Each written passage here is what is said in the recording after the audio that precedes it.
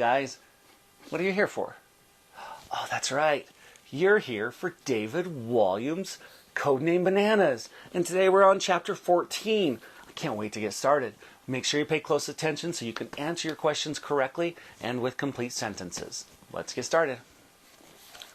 Corporal Batter hurled Eric out of the exit gate as if he were nothing more than a sack of rubbish. Humph! And don't come back! Barked Batter as the boy scrambled to his feet. Eric said nothing. He dashed all the way home. His grandmother would be waking up soon, and she'd be worried about him if she didn't find him tucked up in his bed in the morning. However, as the boy turned the corner on the street where he lived, he noticed something strange. So strange that at first he thought he might be having a dream, or rather, a nightmare. The little terraced house that he shared with his grandmother just wasn't there. Instead, there was smoldering wreck and a gap in the row of houses. The roof had fallen in, and so had most of the first floor. The ground was a mess of bricks, tiles, and furniture. Was that the old tin bath, or an armchair, or the sideboard? All were upside down on the blackened by fire. The fire engine was at the scene, but the firemen were packing up their hose. There was nothing more that could be done. A crowd of people stood and stared. Some had their arms round each other. Some were sobbing. Others were muttering words of sadness. Poor old Miss Grout. She'd lived there for 50 years. She didn't deserve this. It would have all been over in a flash. Boom! She wouldn't have even known what hit her. I curse you, Mr. Hitler.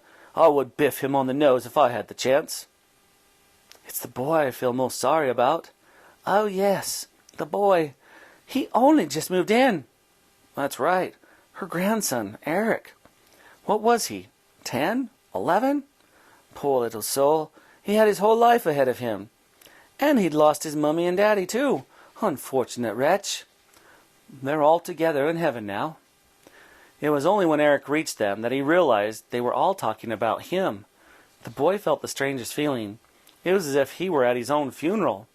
They must think he was buried under the rubble of the house with his poor grandmother, which he would have been had he not sneaked out of bed to help sit at the zoo.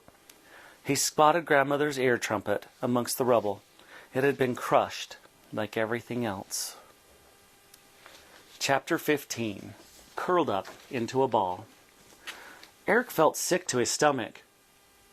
He should have been at home with Grandma.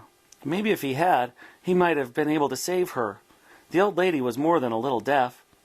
She must not have heard the air raid warning. The boy couldn't help but burst into floods of tears. Now he had not just lost his mother and father in this wretched war, but his grandmother too. Next he was about to lose his best friend in the world. Eric sobbed so hard that the onlookers turned to him. It's him! It's Eric!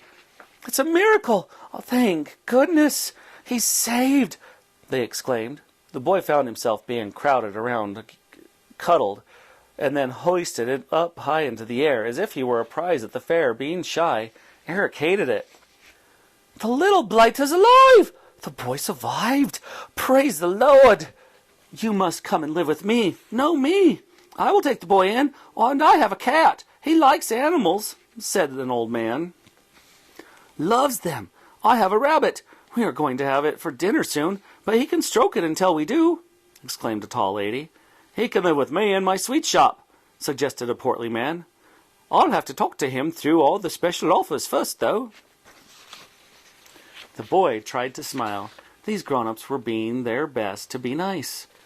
But all Eric wanted was to curl up into a ball and be left alone forever. Just then, a pair of policemen plodded over.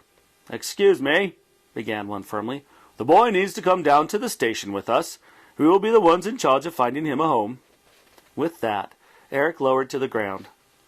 Was this your house, lad? Asked the policeman. He nodded, sniffing back the tears. What's your name? It's Eric. Eric Grout. The policeman held out his hand. Come along then, Eric Grout. We'll look after you. Don't you worry, said the other policeman. We'll find a nice home for you. Best to get you out of London, said the first. It's not safe in the city for a little one like you. There are plenty of families out in our countryside who would take you in.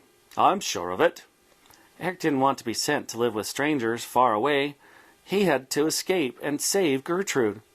The boy said nothing, but as they turned the street corner, he shook free of their grip and made a run for it. And that will do it for today's chapters of Code Name Bananas. Now remember, you just have those few questions to answer. Make sure you do so with complete sentences. Restate the question, put a capital and a period, then you'll get full points. If you miss some of that, we'll take a few points off. You can do this. You've got all the time to do it during your individual work time. If you have any questions, let us know. Otherwise, we'll see you tomorrow for Chapter 16. Have a great day, guys.